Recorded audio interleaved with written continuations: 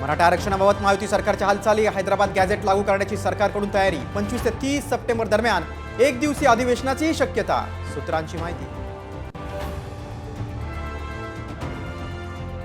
अजित पवारांना शरद पवारांच्या राष्ट्रवादीत नो एंट्री. शरद पवारांच्या पक्षातील बड्या नेत्याची साम टीव्हीला माहिती.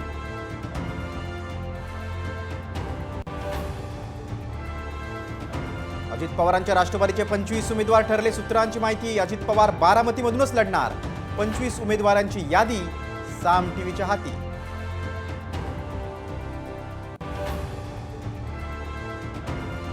नागपूरच्या लाहोरी बारमधील सीसीटीव्ही फुटेज गायब. ऑडी अपघात प्रकरणी नवी माहिती समोर.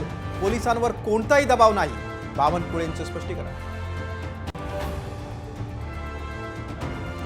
ठाण्यातील आनंद आश्रमात नोटा उधळल्या. केदार दिघेंकडून व्हिडिओ ट्विट. आनंद आश्रमाचं पावित्र्य नष्ट केल्याचा आरोप.